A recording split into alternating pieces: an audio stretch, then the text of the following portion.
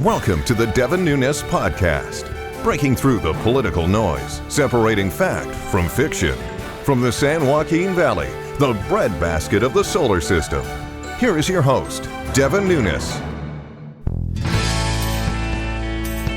Welcome back to the Devin Nunes Podcast and on YouTube. We're coming to you from Cahuilla Brewing Company in Visalia, California, in the heart of the San Joaquin Valley.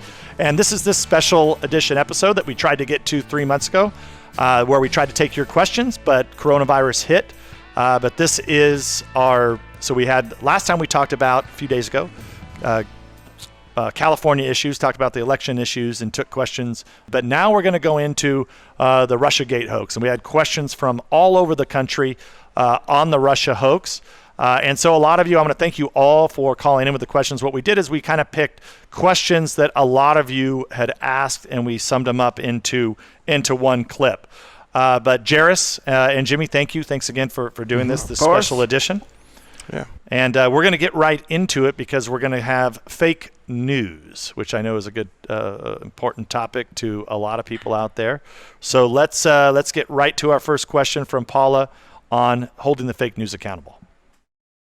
Can the fake news media ever be held to account for bold-faced lies that they tell? Well, look, this is, as many of you know out there, I've got multiple lawsuits going against the fake news companies for defamation, slander, libel, also looking at some of the tech companies. So, look, I'm doing everything I can as an elected official to try to hold these folks accountable. And, you know, we've just degraded in a way in this country to where, we don't have a free and fair press. We essentially have, a lot of you guys have heard me talk about this, but we have a press that's really kind of just went down the toilet, so to speak, where we don't have kind of the old legacy press anymore. There's just so many more platforms, which is why I do this. I do this podcast so I can get directly to my constituents and people around the country and around the globe. So Jairus, you've been watching, you're a young man, you do your own media, fake news. We going to hold them accountable? I think you hold them accountable by just turning them off. If President Trump has not reminded you, their ratings are in the toilet, CNN and MSNBC. Just turn them off. And I think what you said about the legacy of journalism, they're not taken as seriously as they used to. And to a degree, I mean, they deserve no one's sympathy. They've done this to themselves. We didn't just wake up one day and decide we're going to start hating fair and free journalism. Really, fair and free journalism started hating half the country. So, I don't think they deserve our sympathy. I already think, as you've said, they've lost a lot of relevancy. And I think just turning it off. Turn it off and turn it on the Devin Nunes podcast. Yeah, and it does show just the number of folks that are downloading my podcast and other people's podcasts. The way that people receive their information is changing. And Jimmy, you actually started your own podcast recently. You do one with Alex Tavlian, who has been a long time political person around these parts. And right in college, he started his own press outlet, and now he started his own nonprofit and really volunteering time to build the Sun. But he also has a podcast with you. So what are you guys doing to get around the fake news? You know what we decided to do was, especially just in the Central Valley, in the local level, is that we saw that the local newspaper was not covering not just elections, but just week to week, month to month, year to year, the ongoings of inside the Beltway. So something that what we wanted to do with our show was, it wasn't always going to be political, but it always kind of went back to what was going on in this town, which is what we've called it. And we always said that there are certain things that happen in this town that only happen here, that in other cities they would be held accountable. In our city, they don't get held accountable. And I think that starts with the newspaper. And you can't just blame the Fresno Bee. I think that newspapers across the country are having this problem, is that they never felt, like you were talking about, that the multitude of platforms were going to be available for people. They never believed it. They thought that their old way of doing things was going to continue to work. And when they realized it wasn't going to, they were very, very disappointed when they found out that the usual advertisers were not going to be spending money. They had to start laying people off. The business of their newspaper failed, and now they have to get into National Enquirer, making stuff up, going after individuals during campaign time and not. So you're not going to be able to hold them accountable because they're going to be gone. I really do think that the traditional way of newspapers are going away. Right. So the people that are listening to your podcast, which is really localized on Valley issues here, those are people that are taking time to listen to local issues. You guys talk about a lot of issues that I wouldn't get to on this show. But between what I'm doing and what you're doing with your podcast and what you do on the radio, Jairus, those are viewers and listeners that have essentially gone away from the traditional media. Correct, and that's good. I think that's good. That obviously evolution happens in regards to media, and it's going to be painful for a while. But I think the old guard is slowly but surely going away. So ignore them, and they'll go away. That's the answer. Okay, so we had multiple questions on Russiagate. So we consolidated a couple, but a lot of you had a lot of Russiagate questions, and as you know, these were done over 2 months ago. But a lot of the questions are still good and relevant as we continue to get more and more information out on the hoax, and the investigations are ongoing by the Department of Justice to hold the dirty cops accountable at both the DOJ and FBI that were involved with the Democratic Party and the Clinton campaign. But Producer Steve, let's play clip 2 and 3 on the Russia hoax. What will happen to the investigations if the Democrats win control of the House, the Senate, and the presidency in 2020? Will they be totally swept under the rug, or can they keep going? My question is, if the federal statute of limitations is 5 years, all the crimes and corruptions that happened in 2015, they're ready to fall off. So am I correct in that there will not be accountability for anything during that time frame and sooner? Thank you. So the good thing now, and since those questions were asked, we now know that we have 3 U.S. attorneys, one from Connecticut, one from Missouri, and one from Texas, that are now looking into all these issues. So nothing has expired. I think the challenge will be can you build a case? And who are you going to indict? Those are the questions that really need to be answered. But what I think we know now is we started with the Attorney General saying, I want to know what really happened here, because the Mueller report was a total waste of money, a total scam. We learned absolutely nothing from it. They didn't get to the bottom of Russian disinformation possibly in the dossier, to who started, who was this Joseph Mifsud guy that originally spoke to George Papadopoulos. So I think a lot of the listeners and viewers know that it was the Mueller investigation was a waste. So we started with the Attorney General saying, look, we need to get to answer all of those questions for the American public.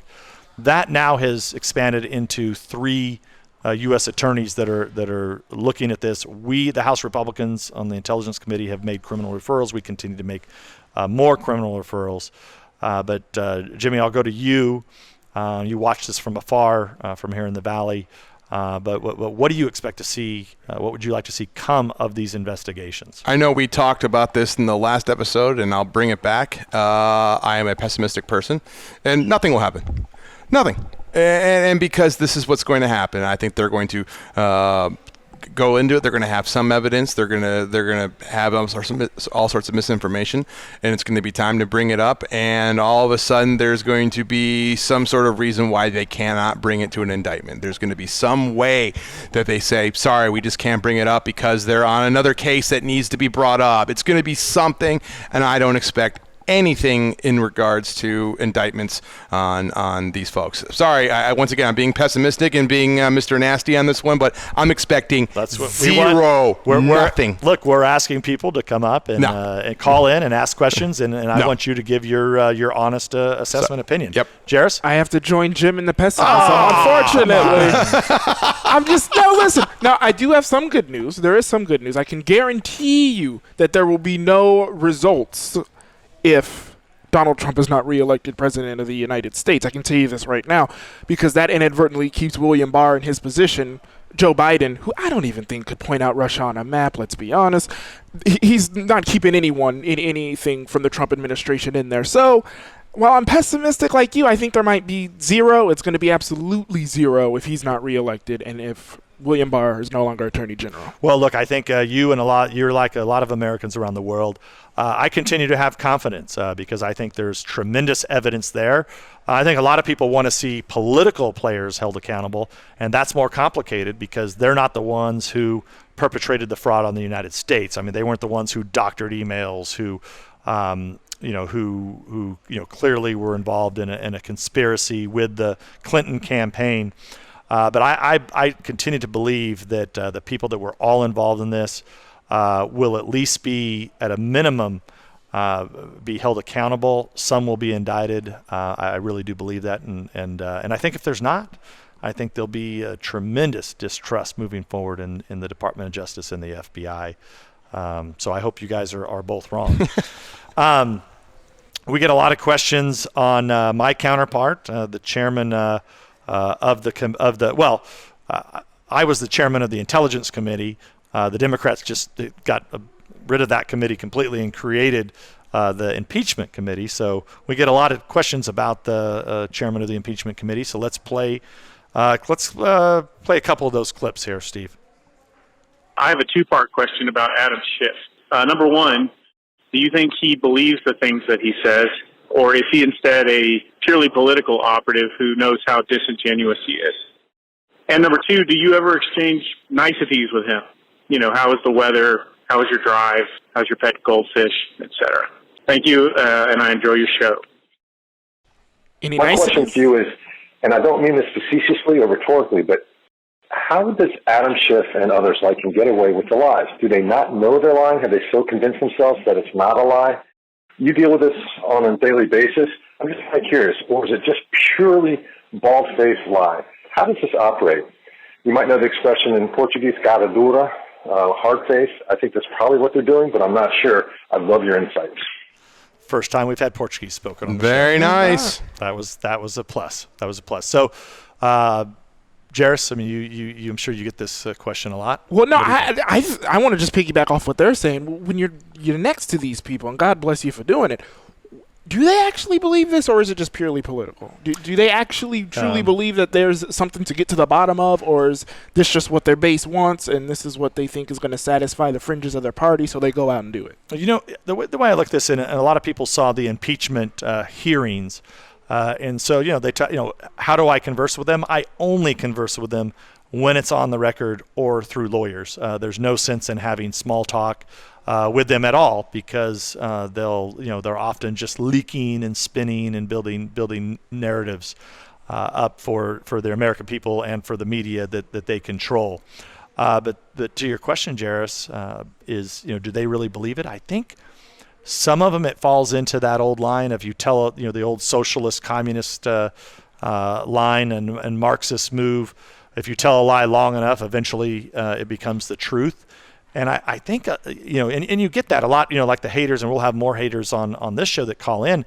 These people have lost their minds, and they've been poisoned. You hear me talk about how so many Americans' minds have been poisoned by this. Is that I think that, do I think that some of these guys actually know they're like the puppet masters? You know, clearly, yes, right? Like the people that wrote the dossier, Christopher Steele, Fusion GPS, you know, those are racketeering outfits and operations that are working to pull together and build narratives because they're getting paid to do it. But the sad part is that, you know, why do you build narratives? It's so that people start to believe it. And so, you know, I can't tell you how many of the Democrats on the impeachment committee actually believe the rhetoric that they use. You know, and I don't know that they'll ever tell the truth, right? Because they've got to kind of keep the cover going. Jimmy? It's got to be difficult, though, not just for you, but for other Republicans, that when you had something that was so divisive in regards to the Mueller investigation and other things, that how do you circle back when there is something that you possibly could agree on with them? That these sort of tactics then will not just mess with this topic, but when you have to get together and work on another bill that you may agree with Adam Schiff on down the line, who knows whatever it is, how do you repair that distrust? How do you move forward? And that's not just for you, but I think that's what the American people want also is, okay, this is a point in history where we're going to have to deal with it, but moving forward, eventually we're going to have to circle back and go, okay, let's get rid of that and move forward. Well, look, I think the main thing that's going to happen is that Republicans have to get control of the House again. We have to bring the House Intelligence Committee back.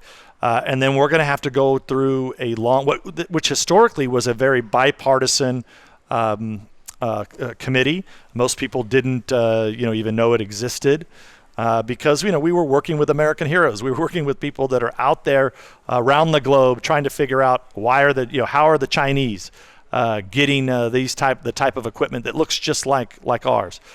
You have the questions of Russia, all the things that they're doing all over the globe again. They're pretending the Soviet Union's back.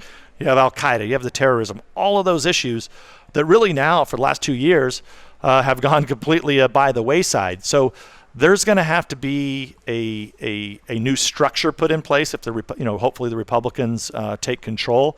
We're looking at what that would be like in terms of having the members of Congress that are on the Intelligence Committee actually have to do real Intelligence Committee work. And I think a lot of that's going to be getting off the airwaves, and they need to go through, I hate to use this term, they need to go through a long rehabilitation period. And I think part of that's going to be just getting back to the basics, getting off of the Russia hoax issues and getting out there to deal with the real dangerous issues that we have at hand and the men and women who work in these agencies, the 17 agencies that we oversee. And I think what Jim said, the distrust that's been broken, I mean, to go through this partisan process, the damage that's been done to the country and the committee, it shows a lot about their character as well. All right, let's go. We have, so I have some fans. Okay, so we're, wait. No, we still have Russiagate questions from folks. So let's go to, so we have one more Russiagate, and then we're going to get to our fans. Okay. Which is code word for, I think, haters. Yeah. So let's go to, we actually have somebody from, John from Georgia, and somebody who didn't leave their name, anonymous, but more Russiagate. Your famous memo, or some would say infamous memo, really stirred up the hornet's nest. And you share the House chambers with some pretty smarmy folks on the other side of the aisle. Did you anticipate the amount of blowback that the issuance of your memo would have created? Thank you very much for everything you do. Bye-bye. My question is, what can be done or what is being done to fix our relationship with the allied countries who had deep state actors that played a role in Spygate? And will those actors be punished or held accountable? Thank you. So what I say is there's actually two really important reports that House Republicans did. One was the Nunes memo, and that was the FISA abuse. That was the conspiracy that the dirty cops at the FBI and DOJ, working with Clinton campaign operatives, used to spin up this entire Russia hoax and fed it into and ultimately into the court system in order to spy on the Trump campaign. That was the Nunes memo. It's also important to know we actually had a report, which is really, I call it the only gold standard report, the only legitimate report, is the report that House Republicans did on the overall, what did Russia do, what did other countries do, what was the involvement of the Trump campaign. We're the only ones that got it right. All the others got it extremely wrong, so much so there's in federal investigations going on that you guys don't think anything's going to come up, but I'm still hopeful. So there's going to be a lot of gloating. Between us. But the Nunes memo was actually written by Trey Gowdy and myself, former Congressman Trey Gowdy, and myself. We actually thought when we wrote that was the end. Like once people knew that campaign dirt that was from foreign operatives from these foreign countries, Christopher Steele, supposedly from Russians, we thought once that happened, that was it. The American people, the media, this is when we kind of had some respect that the media were going to be like, whoa, we just got sold a bill of goods. But what we found out afterwards is that the media was in on this. They were receiving the Steele dossier from Fusion GPS in the Clinton campaign. So I guess that's how I would sum it up. Yeah, once again, more pessimism from yours truly on this one. I think people have gone. I think they just see red. I just think people have now. This becomes so dug in, and that you're either with the president or you're not. You're either with you or you're not. And I don't think facts matter anymore. I think it's gotten to a point where it's gone so tribal.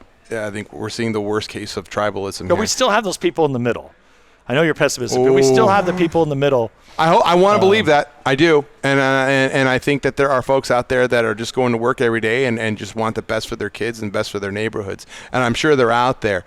But the folks that are engaging in political discourse and wanting to be involved and having conversations, I'm not seeing a whole lot of movement here. Like you said, when you had your memo and you worked with other folks saying, hey, here's what's going on here. Yes, we can dislike Russia and dislike what they're doing, especially in the Baltics and other areas. We're not fans of theirs. But in this particular instance, this is what's going on. It didn't matter. It just didn't connect, and it not only didn't connect, the media was using it against folks they didn't like. So once again, pessimism rises, and sorry, you're going to see a lot more of this. Cheers. I have to agree. The pessimism continues.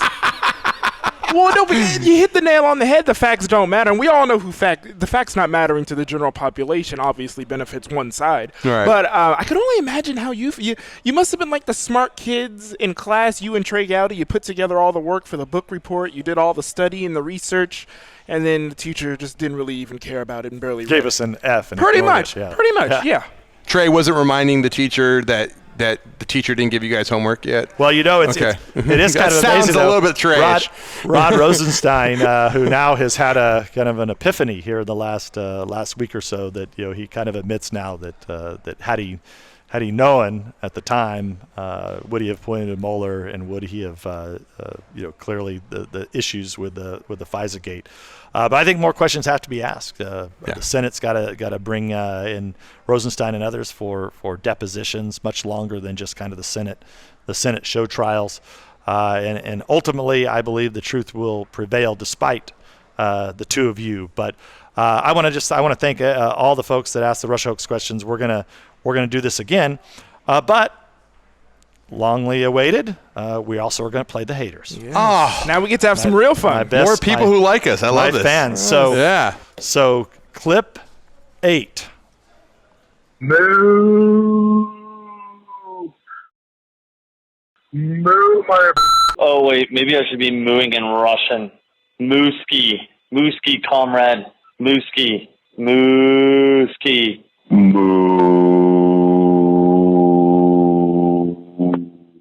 Moo.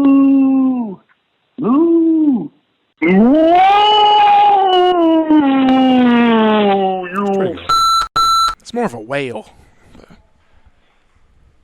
Wow. Is that it? That's it. Yeah. All right. I guess they didn't have a question. I didn't know there was such thing as Russian cows. They moo or in that Russian. You moo in Russian, or sound like a whale. Yeah, you'd think they'd take the time to call in. They'd at least, ask. Not one person's bought Rosetta Stone and gotten cute. Like, come on. I mean, like, you gotta get a little more creative than that. You gotta be. If you're gonna hate, you gotta get more creative. Give me an hour and some Rosetta Stone. I'll come up with some stuff for you. And then the monotone hate continues as well. It is very monotone, very, very controlled hate. Yes, yeah, yes. I'm looking for a little more heat. Supposedly, let's get some heat. Supposedly, we actually have a question. Oh, thank God. Okay. All right. I just have two questions. One, why are you such a horrible, horrible piece of a human being? And secondly, why are you afraid of a cow? What has a cow ever done to you?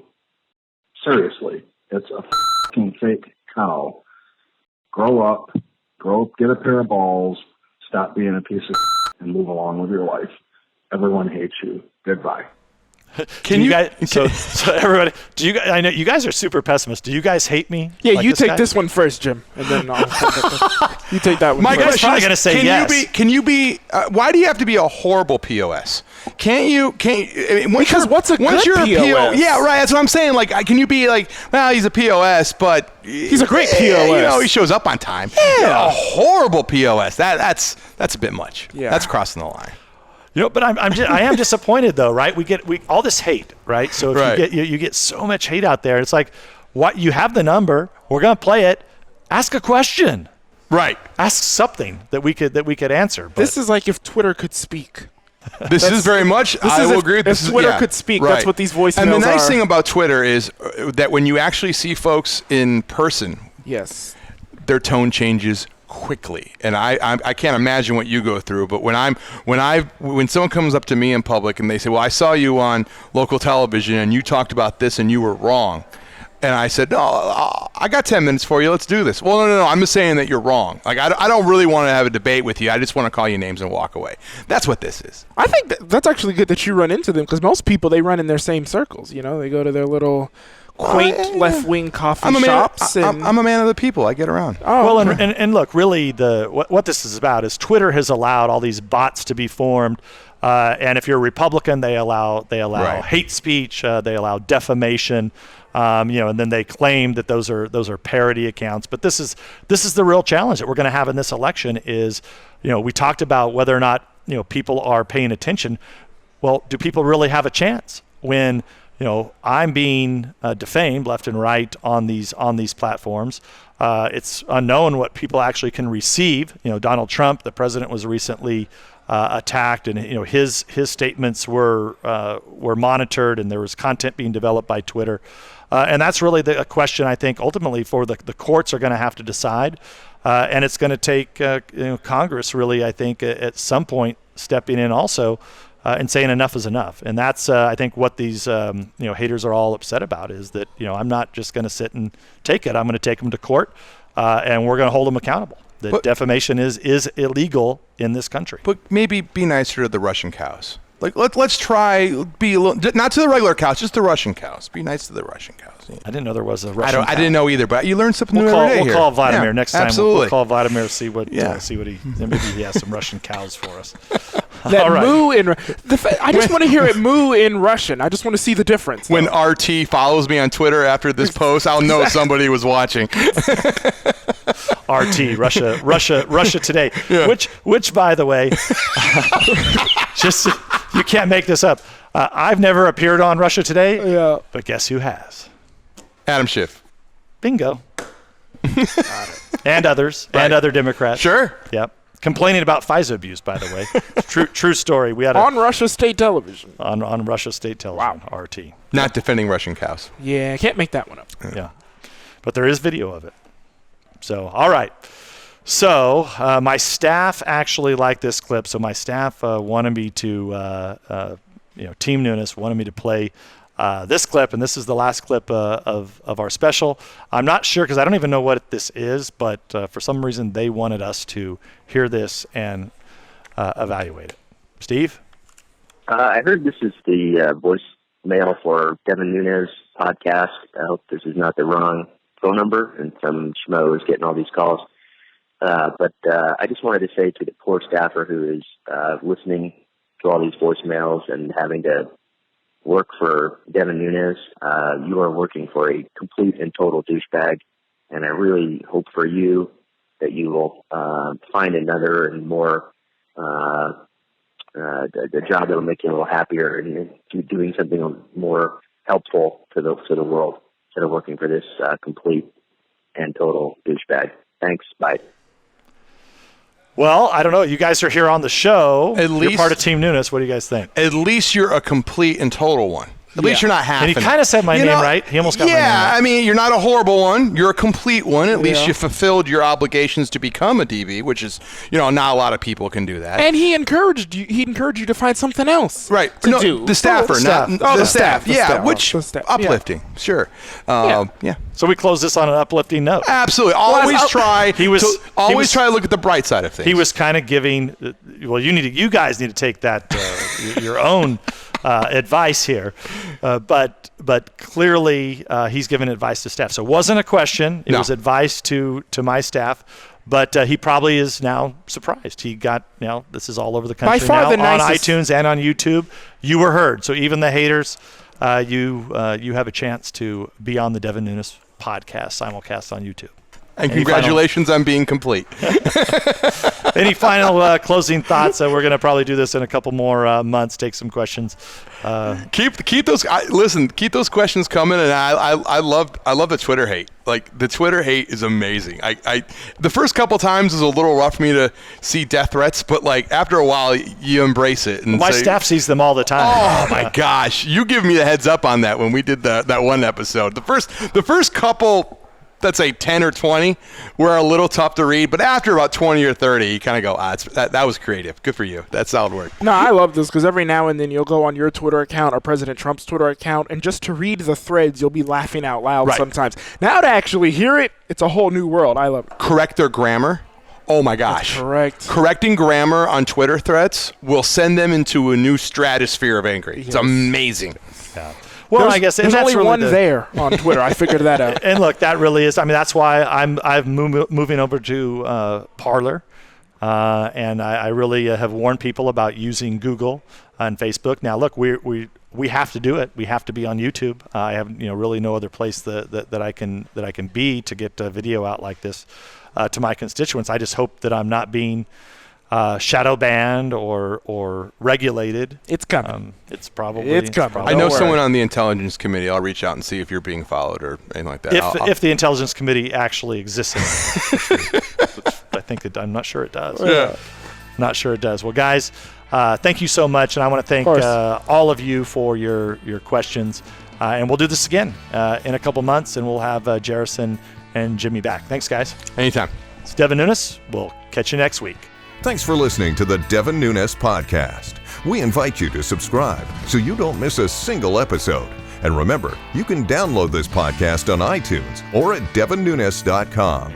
Storm clouds been gathering so long, I don't know. The darkness around us leaves no easy road. We started wondering if every road dead ends our dreams. Wind whips the dust up and rain's pouring down. Good people struggling in every hometown. We've started wondering if we even matter at all. We'll take that hard road to happier days,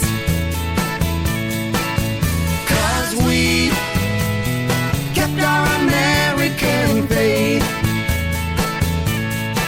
Now it's not our first trial by fire like this. It's nothing hard working family can fix.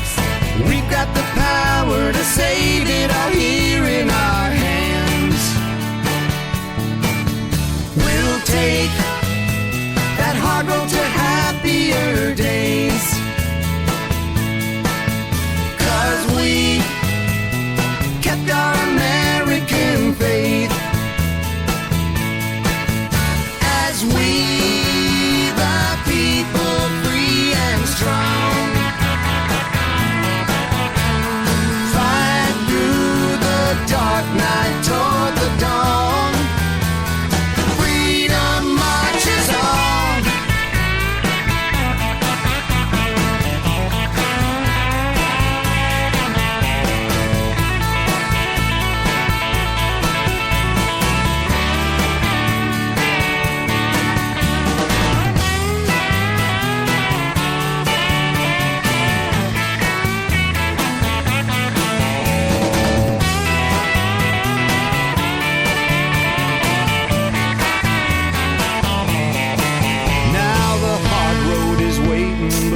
Not afraid. That's why they call her the home of the brave. With a prayer and a purpose, we're already half the way there.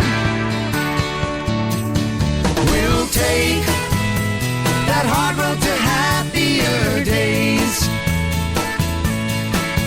'cause we kept our American faith.